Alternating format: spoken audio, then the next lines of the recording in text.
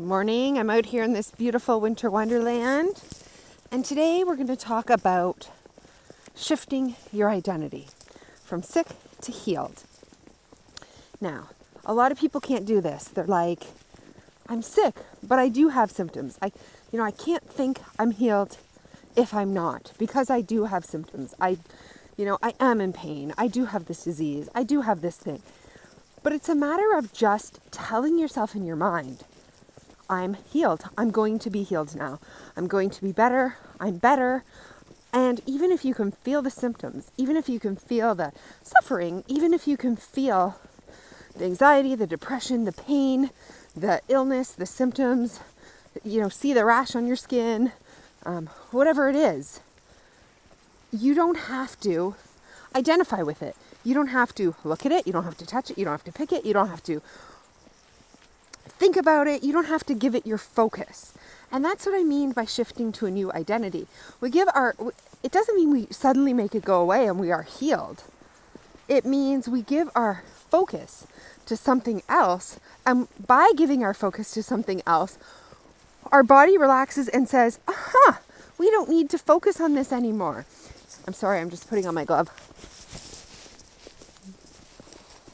And if you don't need to focus on this anymore, you can focus on other things. And when you're focused on other things, your relationships, a career, your job, your kids, whatever is else going on in your life, you can start to create and build a new life. But you cannot create and build a new life when you're still focused on your old life, your old symptoms, your old problem.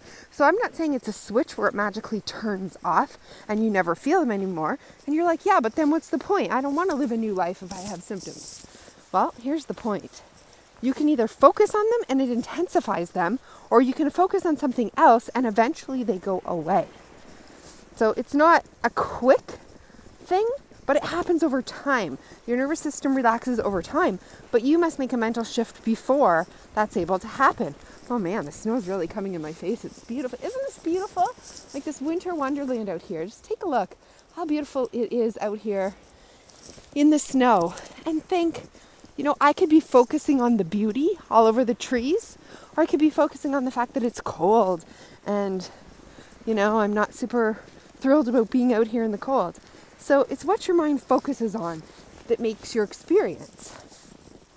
And the more experiences that you add up of feeling healed mentally, even if you're not physically yet, of being able to focus on a healed life, the more your mind catches up with you. So I'm going to give you a couple examples. These are real life examples that have happened to me, and I'm sure that they've happened to you. So, going pee. Oh, this is a weird topic. But when you have to go pee, you are, or maybe you have to go even number 2, okay? So you have to go pee or you have to go poo. Just pick them both. Now, you're in the car and you cannot stop. You're on backcountry roads and you're on a trip and you have to go now. So you got to go in the next 5 minutes. But you look around, you look at the map, and you're aware that you're going to have to hold it for 40 minutes. So something happens mentally and you tell yourself, you're going to have to hold this. So don't think about it. Think about something else and you're going to have to hold it. There's absolutely no way you can go in 5 minutes. So you better buckle down, sit down, and not worry about it. Something happens mentally then, and we shift. We start to talk about other things. We start to focus on other things. We know we can't. And our body magically responds. It holds it. It literally holds it in because you're not going to crap your pants. So your body starts to hold it. Now, as you approach the bathroom 45 minutes later, you realize, I've been holding it this whole time. And actually, I haven't even been thinking of it the majority of the time. Now you're approaching the bathroom and you start to psychologically think of it again. Oh my God, I really do have to go. I can't make it. I can't hold it. You're starting to think these thoughts like, can't hold it any longer.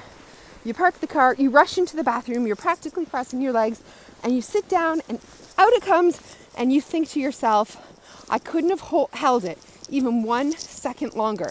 It felt like you were going to go in your pants as you were approaching the bathroom, and you couldn't have held it 1 second longer because you were thinking about it. But the truth is, just held it 45 minutes, and you probably could have held it for longer if that's what your mental mind required. So there's one example of how you've already done this. You know how to do this. Your body and mind innately already know how to do it. And it's possible. Okay, when you have the flu, you have the stomach flu. Here's another example. You are throwing up every hour on the hour, and it's getting down to the bile. It's disgusting. It hurts to throw up. You are over the, toilet retching at this point, maybe 10 sessions later, and you're like, I have nothing left inside me. I'm getting nothing. It's just bile acid. It's nothing. I can't do this anymore. There's no possible way I can throw up. You go back into your bed, you sleep for another hour. You know how after you throw up, you get a little bit of relief. You can go back to bed, and you're laying there at some point in the middle of the night, and a wave of nausea comes over you again. And you think, oh man, I gotta throw up again. I thought it was over. I gotta go again. But instead of getting up, you say, no, I'm not getting up this time. I'm going to lay here patiently. I'm going to let this wave of nausea pass. I'm just going to stay, and I'm going to sleep through this, and this is going to be over. At some point, you stop responding to the wave of nausea and running to the toilet. You tell yourself, no, I have nothing left in me. I'm not going back in there. We're going to get through this wave. And you stay in your bed because it's too painful to get back up there. And the wave eventually does pass. You fall asleep, and that was it. You never go back and throw up again. It's over. So there is a mental shift at some point where you have the choice to either go back in there one more round because the nausea is real, but you're like focusing on something else, and you're focused on sleep, and something inside you says, I'm not going back in there. And you don't, and it passes eventually. So there's a couple of examples. There's many, many more. But the point is, when you're looking towards what you want, when you're distracted with what you want, when you're distracted with other things, when you've drawn a line in the sand with your body and said, no, we're not going to think about that. We're not going to look about that. We're not doing that. We're not pulling the car over so I can go to the bathroom in the middle of the woods, take a dump here with all these cars driving by. And no, I'm not getting up to throw up one more time because I'm done. I can't do it. Suddenly your body says, oh, she's done. You still feel the symptom. It doesn't mean you don't have to go to the bathroom, and it doesn't mean that you don't have to throw up, but it means your body knows you're not doing it. And so it responds, and it gives you a break, and eventually it's over and it passes. So those are just a few examples with your body, how those are innate bodily symptoms that you can even overpower the biological experience of having to go to the bathroom now. And I'm not saying you can do that forever. Eventually you're going to have to go. But, people can do things for longer than they think. If they've told their mind, if they've drawn that line in the sand, and if they're prepared to focus on what's over here instead of the thing that they don't want. As soon as they focus on what's over here, this is what they get. So, again, we have to start identity shifting. We have to be stern with ourselves. We have to draw a line in the sand, and we have to only look this way. So I'll be back with some more videos on identity shifting. It's really important. I want to do a whole series on that.